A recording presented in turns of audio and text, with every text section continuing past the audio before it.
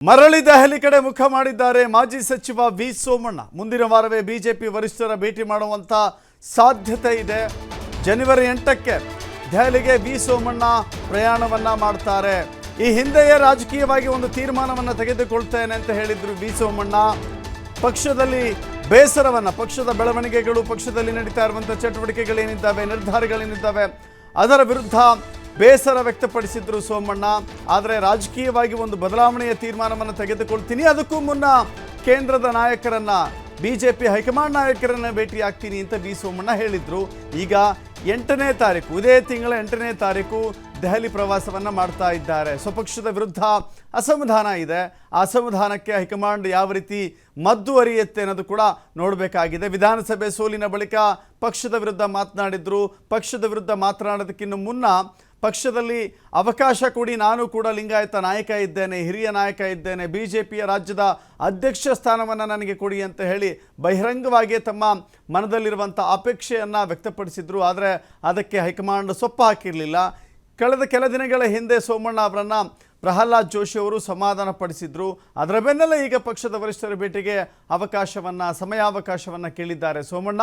ಅಮಿತ್ ಶಾ, ಪ್ರಧಾನಿ ಮೋದಿ ಭೇಟಿಗೂ ಕೂಡ ಸಮಯ ಕೇಳಿದ್ದಾರೆ. ಇದು ಭಾರಿ ಕುತೂಹಲವನ್ನು ಕೆರಳಿಸ್ತಾ ಇದೆ. ಮತ್ತಷ್ಟು ಮಾಹಿತಿ ನಮ್ಮ ಪ್ರತಿನಿಧಿ ರಾಕೇಶ್ ನೀಡ್ತಾರೆ. ರಾಕೇಶ್, ಸೋಮಣ್ಣ ಅವರು ರಾಜಕೀಯವಾಗಿ ತೀರ್ಮಾನವನ್ನು ತೆಗೆದುಕೊಳ್ತೇನೆ ಅಂತ ಹೇಳಿದ್ರು, ಆದರೂ ಅದಕ್ಕೆ ಕಾಲ ಕೂಡಿ ಬಂದಿಲ್ಲ. ಕಾಲ ಕೂಡಿ ಬರಬೇಕು ಅಂತ ಸ್ವತಃ ಅವರೇ ಹೇಳಿದ್ರು.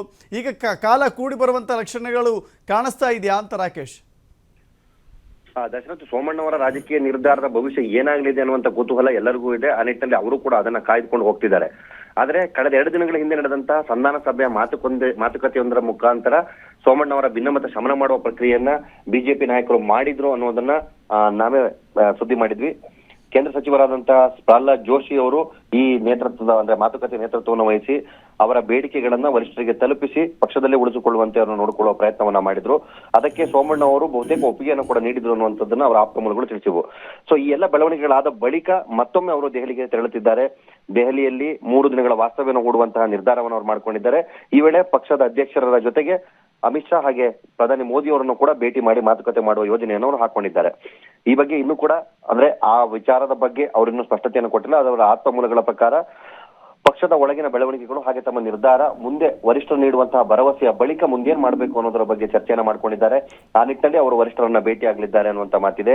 ಈಗಾಗಲೇ ಪಕ್ಷ ಸಂಘಟನಾ ವಿಚಾರವಾಗಿ, ಲೋಕಸಭೆ ಚುನಾವಣೆಯ ಸ್ಪರ್ಧೆಯ ವಿಚಾರವಾಗಿ ಟಿಕೆಟ್ಗೆ ಬೇಡಿಕೆಯನ್ನು ಕೂಡ ಅವರು ಸಲ್ಲಿಸಿದ್ರು. ಸೊ ಎಲ್ಲ ವಿಚಾರಗಳ ಬಗ್ಗೆ ಚರ್ಚೆಯನ್ನ ಮಾಡುವುದಕ್ಕೆ ಅವರು ಕೂಡ ತೆರಳುತ್ತಿದ್ದಾರೆ. ಮತ್ತೊಂದು ಕಡೆ ಪಕ್ಷದ ವಾತಾವರಣದಲ್ಲಿ ಹಿರಿಯ ನಾಯಕರನ್ನ ಸ್ಪರ್ಧೆಗಿಳಿಸುವ ಮುಖಾಂತರ ಸಂಸದೀಯ ಅಂದ್ರೆ ತಮ್ಮ ಏನು MP ಎಲೆಕ್ಷನ್ ನಲ್ಲಿ ಹೆಚ್ಚಿನ ಸೀಟುಗಳನ್ನು ಗೆಲ್ಲಬೇಕು ಅನ್ನುವಂಥ ನಿರ್ಧಾರವನ್ನ ಏನ್ ಮಾಡ್ಕೊಂಡಿದೆ ಅದನ್ನ ಮುಂದುವರಿಸಿಕೊಂಡು ಹೋಗುವುದಕ್ಕೆ ಹಿರಿಯರ ಅವಶ್ಯಕತೆ ಇದೆ ಅನ್ನೋದನ್ನ ಕೂಡ ಪಕ್ಷ ಮನಗಂಡಿದೆ. ಆ ನಿಟ್ಟಿನಲ್ಲಿ ಸೋಮಣ್ಣ ಅವರಿಗೂ ಕೂಡ ಅವರ ಬೇಡಿಕೆಯನ್ನ ಈಡೇರಿಸುವ ಮುಖಾಂತರ, ಟಿಕೆಟ್ ನೀಡುವ ಮುಖಾಂತರ ಅವಕಾಶವನ್ನ ಮಾಡಿಕೊಡ್ಬೇಕು ಅನ್ನುವ ಮಾತು ಕೂಡ ಕೇಳಿ ಬರ್ತಾ ಇದೆ. ಸೊ ಒಟ್ಟಿನಲ್ಲಿ ಸೋಮಣ್ಣ ಅವರ ನಡೆ ಈಗ ಕುತೂಹಲನ ಕೇಳಿಸ್ಕೊಳ್ತಾ ಇದೆ. ಮತ್ತೊಂದು ಕಡೆ ರಾಜ್ಯ ಸರ್ಕಾರದ ಹಿರಿಯ ಸಚಿವರಾಗಿದ್ದಂತಹ ಚಲುವರಾಯಸ್ವಾಮಿ ಅವರು ಕೂಡ ಒಂದ್ ಮಾತನ್ನ ಹೇಳಿದ್ರು. ಸಂಕ್ರಾಂತಿಯ ಆಸ್ಪಾಸ್ನಲ್ಲಿ ಅಥವಾ ಒಂದಷ್ಟು ದಿನಗಳ ಬಳಿಕ ಕಾಂಗ್ರೆಸ್ಸಿಗೆ ಬಿಜೆಪಿಯಿಂದ ಹಿರಿಯರನ್ನು ಒಳಗೊಂಡಷ್ಟೇ ಪ್ರಭಾವಿಗಳು ನಮ್ಮ ಪಕ್ಷದ ಬರಲಿದ್ದಾರೆ ಅನ್ನುವಂತ ಮಾತನ್ನ ಹೇಳಿದ್ರು. ಹೀಗಾಗಿ ಸೋಮಣ್ಣವರ ಈ ಭೇಟಿ ಸಮಾಧಾನದ ವಿಚಾರಗಳ ಬಳಿಕವೂ ಕೂಡ ಕುತೂಹಲ ಉಳಿದುಕೊಂಡಿದೆ. ದೆಹಲಿಗೆ ಹೋಗಿ ಬಂದ ಬಳಿಕ ಅವರ ನಿರ್ಧಾರ ಏನಾಗಬಹುದು, ಬಿಜೆಪಿ ಜೊತೆ ಮುಂದುವರಿತಾರಾ ಅಥವಾ ಪಕ್ಷದಿಂದ ಹೊರಗುವ ಯೋಚನೆ ಮಾಡ್ತಾರಾ ಅನ್ನುವಂತ ಪ್ರಶ್ನೆಯನ್ನು ಹುಟ್ಟಾಕಿರುವುದನ್ನ ಅವರು ಬಂದು ಸ್ಪಷ್ಟಪಡಿಸಬೇಕಾಗುತ್ತೆ. ಥ್ಯಾಂಕ್ ಯು ರಾಕೇಶ್ ನಿಮ್ಮೆಲ್ಲ ಮಾಹಿತಿಗೆ.